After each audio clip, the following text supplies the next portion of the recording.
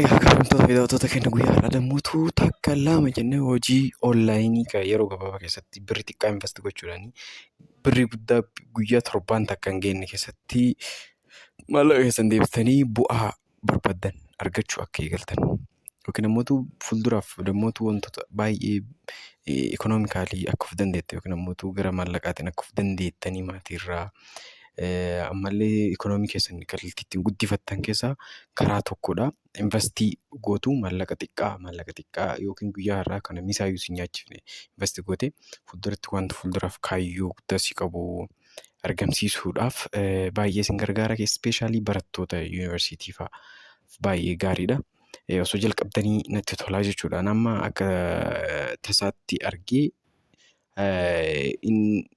akkasumatti argeennaan liinkii yuutuub irraa akkasuma onlaayinii namni affeeree seeneetuma laalee anis hin amanne ture. Achi booda gaafan seenee ilaalu amanee achi booda maallaqa jalqaba 570 eegale. Achi booddee guyyaa 2-3 booddee gaafa ilaalu birrii withdraw godhee gaafa birrii na galu argu deebi'ee gara 1700 upgrade godhee jechuudha. Sababa kanaaf isinillee wanta kun baay'ee isin fayyada waan ta'eef yeroo gabaabaa keessatti qabeenyaan of dandeettanii argamuudhaaf baay'ee isin gargaara jedhee waan yaadeef telegiraama kana jala seentanii achirraa liinkii isaan fayyadamtanii staart gochuudhaan akka haala maallaqatti galchitan maal kanneen instructionii achirra jiru tartiibaan follow gootanii galchuudhaan lakkoofsa bilbilaa keessa fayyadamtanii bantu.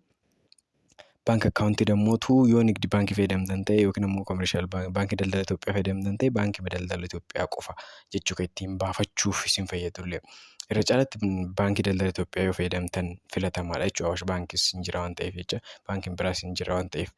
Irra caalatti garuu kan inni baay'ee gaarii ta'e nigdi baankiidha.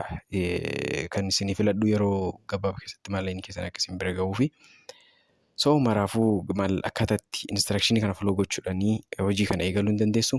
Odeeffannoo dabalataatiif dammoo telegiraama kiyya irratti inbox na gochuu hin dandeessanii yookiin dammoo yuutuuba kiyya jala baay'oo liinkii isinii kaa'as jalatti dhuftanii waan barbaadan gaafachuu dandeessu. Eegaluudhaaf noo liinkii yuutuuba irra koomentii jala isinii kaa'a achirrattis ta'e karaa telegiraamatiin isin dubbisuu dandeettu.